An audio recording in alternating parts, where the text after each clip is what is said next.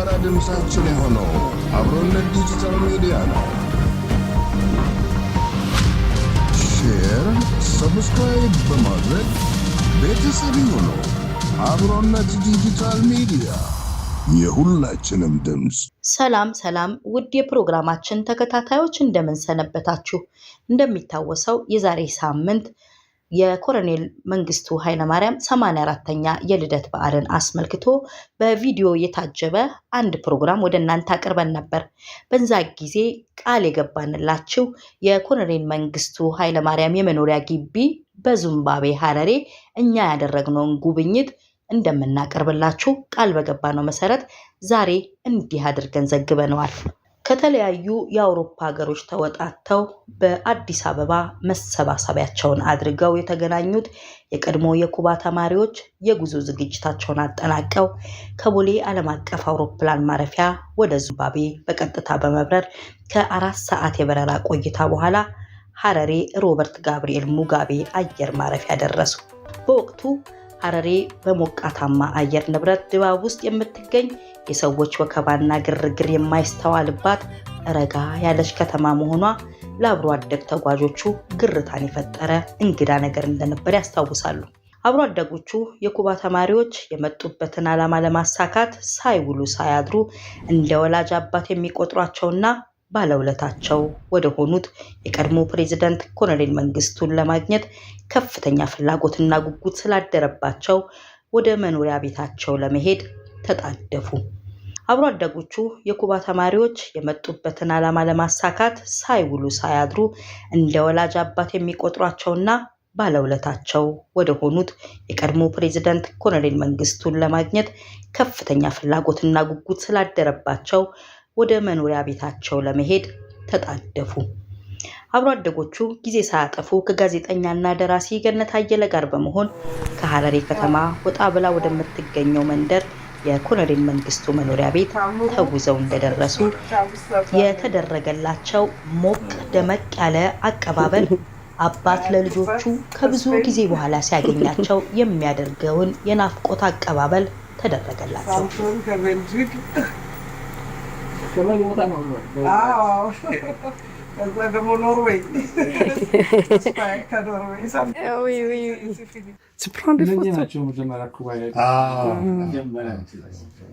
ይህን እናንተ የተጎናጸፋችሁ እድል ከማንም ግለሰብ የተሰጣችሁ ገጸ በረከት ወይም ርኅራኄ ሳይሆን አባቶቻችሁ ባፈሰሱት ደም የተገኘ ነፃ የትምህርት እድል ነው።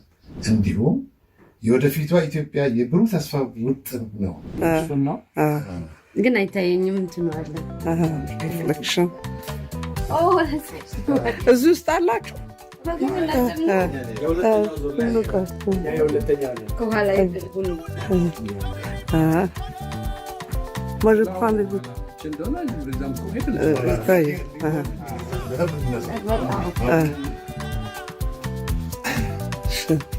ኧረ ግድ የለም እድለኞች ናችሁ። ለእኔ ስንት ዓመት ያልተፈቀደው ነው ለእናንተ የተፈቀደ። አየሁ እኮ ወደዛ ወጣቱ ነው። የቱ ጋ ነው ላይቱ የሚሻለው?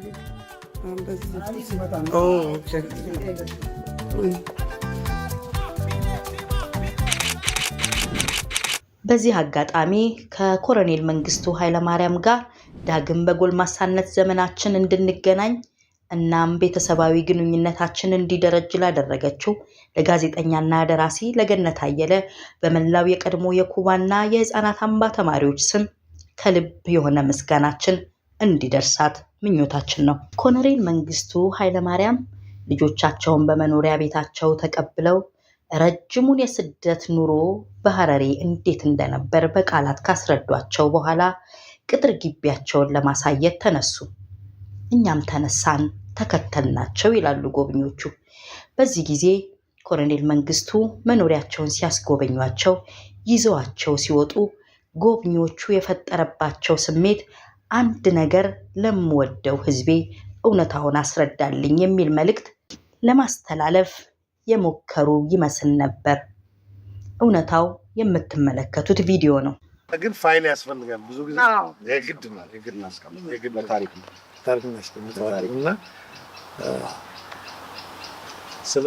ስለዚህ አካባቢ ብዙ ጊዜ የሚባል ነገር ነበረ። ግን እውነታው ከሳቸው እውነታውን አጠንተናል። ለብቻው የበቆሎ እርሻ የኢያን ስሚዝ እርሻ ባላችሁ እንዴ? ይሄ አካባቢ ምን እንደሆነ ግለጽ። ወሰው በተቀመጥ ነው። ይሄ ጋን ስሚቱ ሲጠሩት ጋንሂል ነው። ጋንሂል ያሉበት ምክንያት ምንድነው? ይሄን ነገር ሲወሩ እንግሊዞቹ እዚህ አካባቢ ከፍተኛ መሬት ነው ከኛ ባለ ያለው እዛ ላይ ነው መድፈኛ ክፍላቸው ያቋቋሙትና መድፈኛ እዛ ሆኖ ሲያበቃ ነው ሌላውን አካባቢ የሚቆጠሩት። በዚህ ምክንያት ጋንሂል የመድፍ ተራራ እንዴት ተመሰረተ? ቤቶቹ እንዴት ተሰሩ? ይህን የሰሩት ማን የመሰረቱት ነፃነታቸውን አግኝተው ሲያበቁ ያንን የመጀመሪያቸውን ጉባኤ ሲያደርጉ ከመላው ዓለም ነው ከፍተኛ ስብሰባ የተደረገው እና ብዙ ሰው ነው የነገርናል ይቃበሉ ራሳቸው ቀኝ ገዦች የነበሩት እና ግን አብረው ወዲያው እንዳለ ሌሎች ይሄ በሙሉ የምታዩ በሙሉ እንትን ያለ ነው። ከዚህ ከመንገዱ ውጭም አለ እና እኛ አሁን ብዙ ጊዜ ነው የምጠየቀው የኢያን ስሚዝ እርሻ አላቸው ኮሎኔል መንግስቱ ስትሄጂ አይተሻል ወይ? እንደውም የጃንሆይ መኪኖች ሁሉ አላየሻቸውም ይሉኛል። እዛ አንዱ ዘመዳችን መጥቶ ጎበኘን። እነኚህ ቤቶች ብዙ አልተፈታቸው አልተሰሩም። ትልቅ እንትን ነው እርሻ ነበረ። ይሄ ነው የእርሶ እርሻ የሚባለው አለ። ሰው እንደዛ አምኖ እንግዲህ ቅርብ ዘመዳችን እኮ ነው ይሄን የሚለኝ። ሲደጋገም እውነት ይመስላልና በተለይ የኢያን ስሚዝ እርሻ የምትባለው ነገር ሁሌ ነው የምትወጣው። ሰው ሁሉ በጋዜጣም በምንም ይጻፋልና እውነቱ ይሄን ይመስላል። እውነቱ ይሄ ነው እንግዲህ ቤቷም ይችላል እንግዲህ እናንተ ቤት አውጪ እንግዲህ መጀመሪያ የነበር ነው። ከሱ ቀጥሎ የነበረው ቤት ወዲያ ነው መንገዱ ታውቃና አውራዱ መንገዱ ይሄ ፊታችን የምታዩት መንገድ ወዲያ ይሄ መኪናው ያለው እንትን ሆነ አጥራችን የግድያ ሙከራ ምናምን ሁሉ ተደርጎ ሲባል ጊዜ ከዚያ አመጡና እዚህኛው ቤት ወደ ውስጥ ቢሆን ይሻላል ሴፍ። ይሄ እንትን ሁሉ በሩም ይሄ የምታዩትም ቧንቧ ምናምን ሁሉ እዛ በኋላ ነው ሙከራ ተደርጓል። ግድያ ወያኔዎች ልከዋል ነበረ። ግን ያሁኑ ስመለከት ደህንነቱ በጣም የተጠበቀ ነው። በጣም ወታደሮች አሉ ምኖች አሉ። በአሁኑ ጊዜ እኔ ላይ የሚያተኩሩም ጠላትም የለ ምክንያቱም የላቸው። እንደዛ ነው ያኔም እንደው የሚገርም ነው። ለዚህ ብለው ሆን ብለው እዚህ ድረስ መጥተው እሳቸውን ለመግደል ከራው ይገርም። ኢሳያስና እንትና አብረው ነው ከሁለቱም ወገን ከኤርትራውም ከትግሬዎቹም ከበዳል። ስፖርት እኮ ነው። ግን እንዴት ነው አወቁ? እርስዎ እንዴት አወቁ? ስለዚህ ገዳዮች ተያዙና ከዛ ሲለገጡ ታወቁ። ምን ያደረጓቸው ግን መጨረሻ ላይ አሰሯቸው፣ ለቀቋቸው? እኔም አብሬ ነበርኩኝ። በሀገራችን በአገር እንትን ኦክቶበር ሲሆን ሙቅ ነው በጣም ትናንትና ነው ያሳየኋቸው። አይተናል። እና በሀገራችን እንውጣ ብለን የዛ ጊዜ የለቁን ነበረ። ብዙም አልጠበቀም ነበረ፣ ነፃነት ነበረ።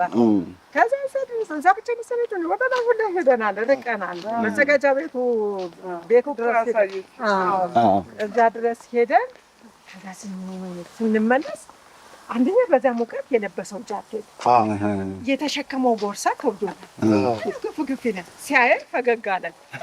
እሱ ወዲያውኑ አወቀ። ተማሪዎች ናቸው አለ። ከዛ ሌላ ኤርትራዊው ግን ከኋላችን ነበር። ቱታ ለብሷል። የጋራጅ ልብስ የሚመስል ቱታ ፊታቸውን መሸፈኛ ቆብ ምናምን አድርገው አንግተዋል መሳሪያቸውን ያስታውቃሉ። እና አጃቢ ከኛ ጋር ነበሩ፣ ፖሊሶች ነበሩ። እነኝህ ሰዎች እንጠረጥራቸዋለን። ፈንጠር እሱ ከመንገዱ ወጥቷል። ከፍተኛውን ቦታ አመለጠ። ያኛው መጀመሪያ ያየነው ሰውዬ አመለጠ። ሁለተኛው ከኋላ የመጣው ሰውዬ ግን ጀብደኛ ብጤ ነው። ኤርትራው ጀብደኛ ነው። መጣና ከኋላችን ቀደመና ሄደ። ና ገብቶታል። እንደተጫነባቸው እና አጎንብሶ ለማምለጥ ነው ያደረገው ሙከራ፣ ለማጥቃት ሳይሆን። ከዚያ ደግሞ ትእዛዝ ሰጠ። ሄዱ ሲሄዱ ተከተሏቸው እና ያዟቸው ነው ተከተሏቸውና በአናግሯቸው በቋንቋቸው፣ ምክንያቱም ሾና ስለማያውቁ ይታወቃሉ እና የእኛ ይሁን እንደሆነ የእኛ አገር ሰዎች መሆን አለባቸው። ሄዱና ያናገሩት ብለው ቆም ሲሉ መሳሪያ ሞከሩ። ክንዱን ብሎ ሲያበቃ መሳሪያውን አስጣለው። ያወጣሁላ ሞክሯል።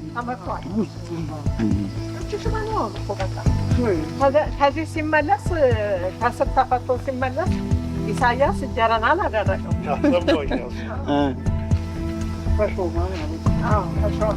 ጀግናቸው ሙከራ ያደረገው ጀግና የእነሱ ታጋይ ነው። እነሱ ታጋይ ይህንን ያህል ነበረ የሚፈልጉኝ። ከዚያ ጋር ነው ገሎ ለመሄድ 5 ሚሊዮን ብር ወጣለ። ግን ማንኛውንም እርዳታ እንዲደረግለት እዚህ ከኢትዮጵያ ውጭ ጉዳይ ሚኒስትር የተጻፈው ወረቀቱ ተገኝቷል። ተባብረው ያረፉበት ቤት አንዱ አውጥቶ ለእኔ ወንድም ሰጥቶት ነበር እና የተጻፈው ከውጭ ጉዳይ ሚኒስትር ነው። ማንኛውም ትብብር እዚህ ኤምባሲ ያደርግላቸው።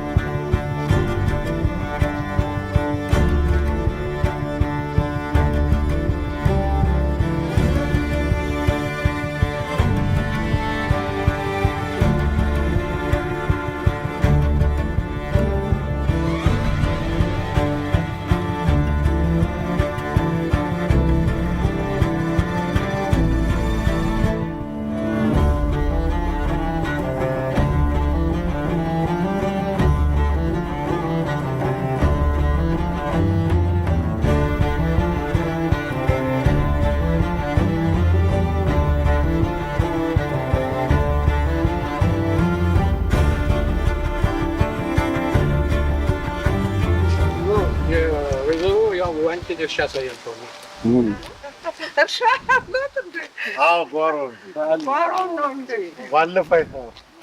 እናንተ ልጆች በጣም እድለኞች ናችሁ። እኔ አይቼ ማለት ብዙ ነገር ልታዩ ነው። ውሃ አለ በሱ በኩል በዚህ ይሻላል እና በዚህ እየረጨና በዚህ በኩል ነው ወደም ጨዋታ እያያዘ ቦታውን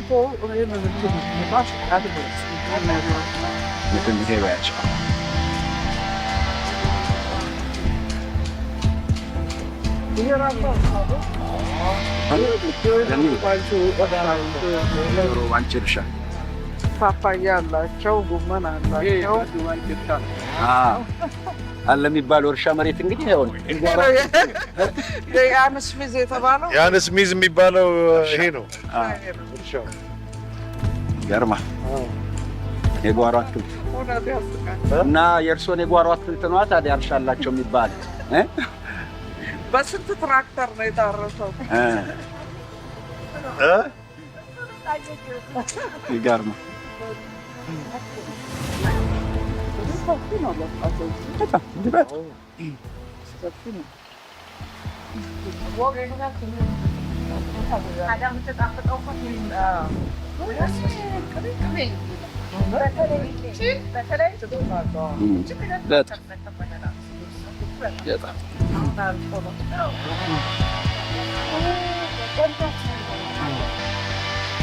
ወይዘሮ ዋንቼ ጓሮ አትክልት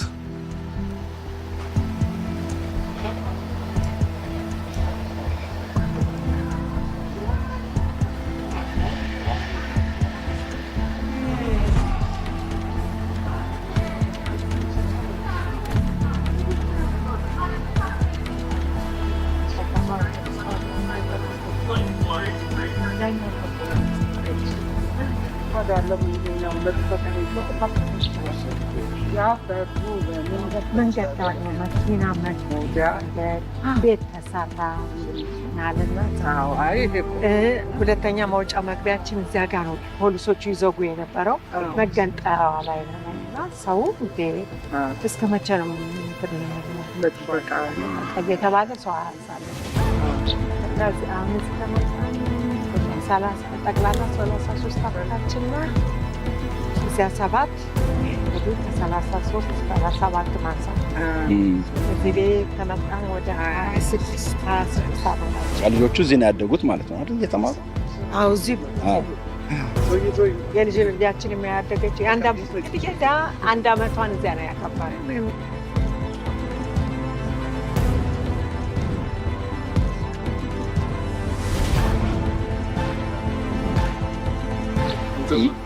ነፋስ ያዞረዋል። በልብሱ ተደርቶ ነው እኮ የሚያዞረው።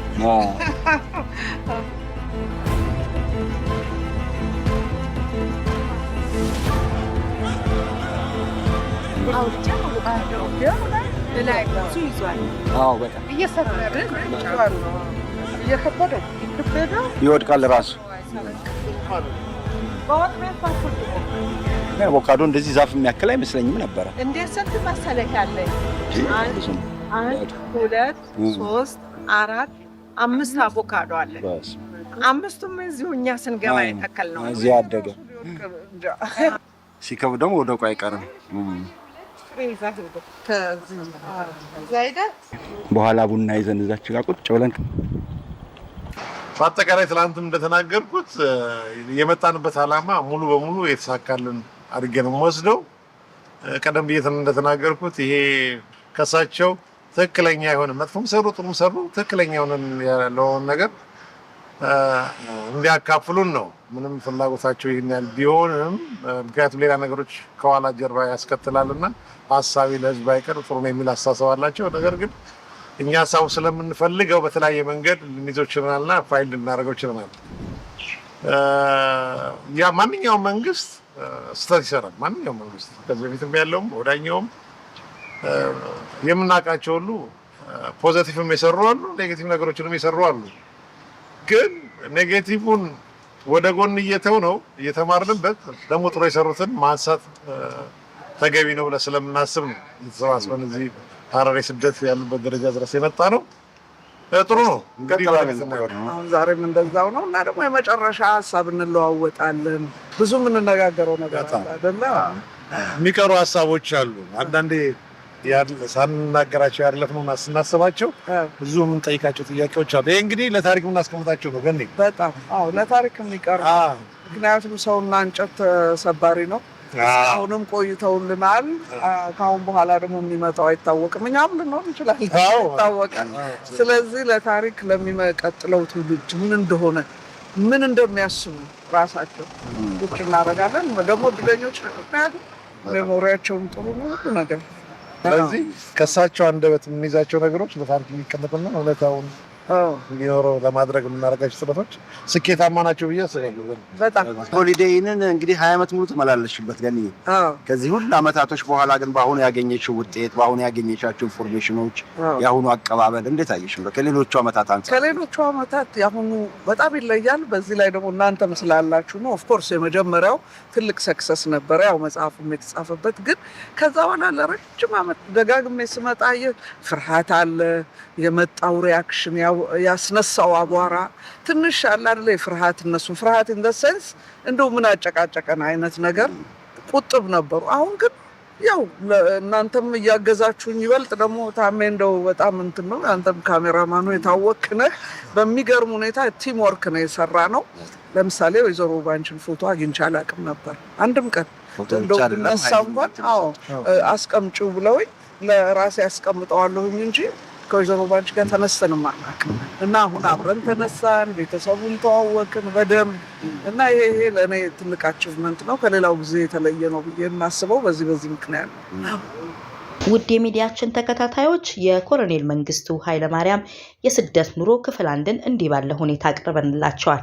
እንደሚታወቀው የአብሮነት ዲጂታል ሚዲያ ዓላማው ለትውልድ ያስተምራሉ ብለ ያመንባቸውን ዘገባዎች ከተለያዩ መጽሐፎችና መጽሔቶች ታሪክን ለእናንተ ማቅረብ ነውና እንዲደርሷችሁ ሰብስክራይብ ማድረጋችሁን አትዘንጉ።